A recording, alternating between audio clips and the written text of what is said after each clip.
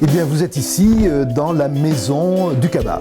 Et cette maison du Cabas abrite depuis 2009 les ateliers qui permettent de tisser le Cabas de Bénat. Le Cabas de Bénat qui a été pendant 2 siècles, depuis le milieu du 19e siècle, un artisanat très très important sur le territoire de Bénat. Je dis bien sur le territoire car ça a concerné non seulement le bourg de Bénat, la commune de Bénat, mais aussi l'ensemble du canton de Bénat et les cantons environnants.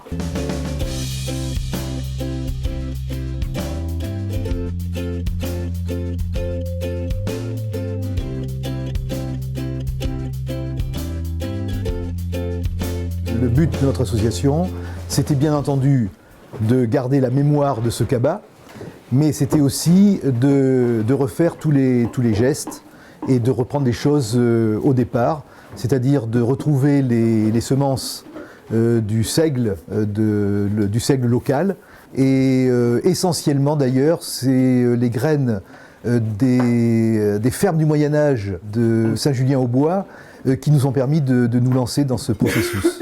Voilà. Donc après on a semé, on a moissonné et on a retravaillé notre seigle comme les anciens.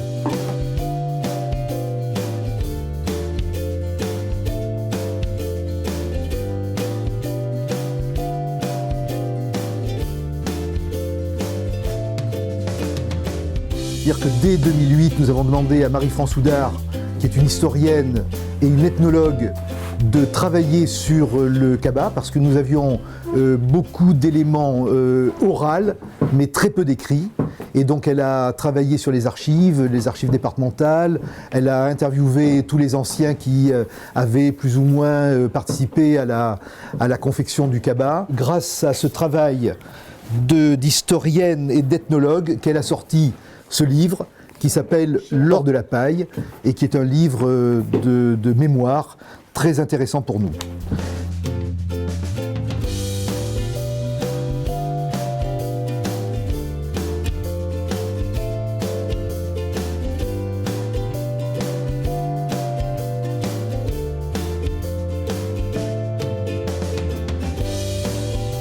Et là, je suis en train de faire de la tresse avec de la paille de seigle.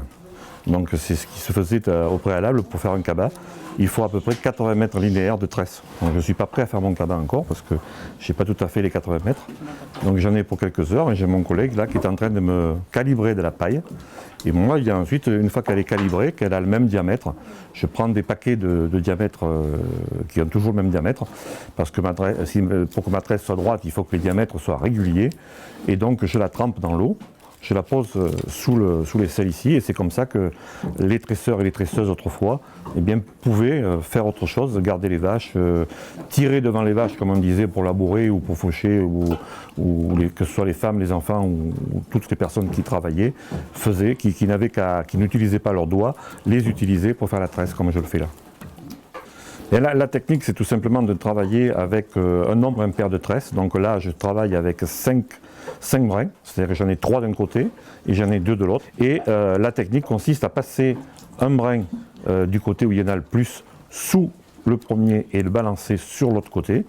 Et ensuite, là je tombe sur un rajout. Bon, c'est un petit peu particulier, donc ça permet de voir comment on raboute les pailles lorsqu'on est en train de tresser.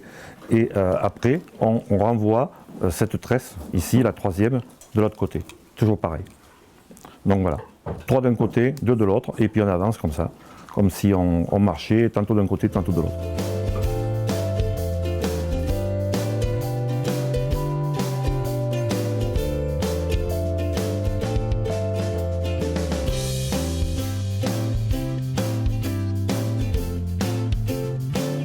Un Cabas, c'est pas compliqué. Il faut de la tresse de seigle, il faut un appareil comme ça qui s'appelle un crochet, il faut un moule en bois qui permet de faire un ciseau, et puis voilà.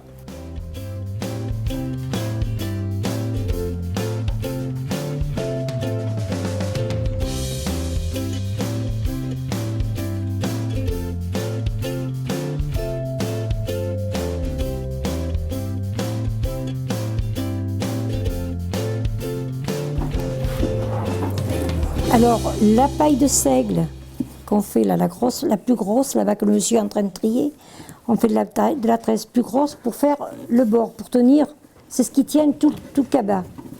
Là.